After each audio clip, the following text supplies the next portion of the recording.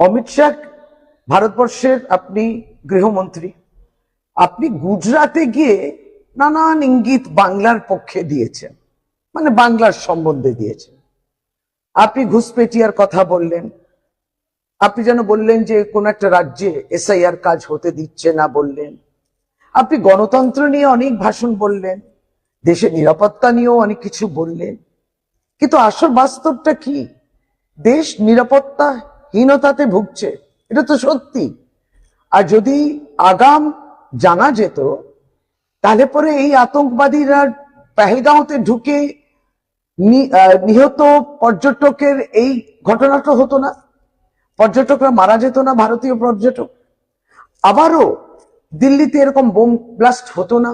তার মানে দেশের বর্ডার্স গুলো ঠিক মতো ওখানে নিরাপত্তা দেওয়া হচ্ছে না, আপনার নজর এড়িয়ে যাচ্ছে সেখান থেকে।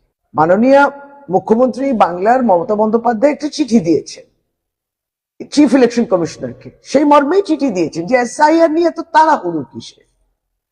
আপনার এসআইআর 2002-তে 2 বছরে লাগলো, আর এটা 2 মাসে শেষ করতে হবে। এই বিষয় নিয়ে লিখেছেন বিএলও প্রচুর চাপে আছে, বুথ লেভেল অফিসার প্রচন্ড চাপে আছে, মারা যাচ্ছেন। 31 জন মানুষের মৃত্যু হয়েছে বাংলায় এই এসআইআর এর মাধ্যমে। আপনারা যেভাবে ভয় দেখিয়েছেন, আতঙ্ক তৈরি করেছেন, আপনারা চান যে মানুষ ভয় পাক, বাংলাকে ভয় দেখাতে হবে, লড়াই নয়, আপনি কবজা করতে চান। আপনার কাছে কি এই মৃত্যু যেগুলো হলো, সেই পরিবারের কান্না, সেই পরিবারের কষ্ট স্পর্শ করে না, পৌঁছয় না আপনার চোখ অব্দি? আপনি কানে সেটাকে শুনতে পান না? আপনার হৃদয়ের মধ্যে ব্যথা হয় না? বিএলওরা যেভাবে কষ্ট পাচ্ছেন, এই যে সবটাই 1 মাসের মধ্যে করতে হবে, এই বিষয়টা তারা কষ্ট পাচ্ছেন, পেরে উঠছেন না, এইগুলোতে আপনারা নজর দিচ্ছেন না। এইগুলো নিয়েই মমতা বন্দ্যোপাধ্যায় লিখেছেন চিঠিতে, এসআইআর এর কোথায় বিষয়টা ডেঞ্জারাস পর্যায়ে গেছে, ভয়ানক জিনিসটা হয়েছে, সেটাই তিনি লিখেছেন। আপনি এটা অন্য ব্যাখ্যা দিলেন।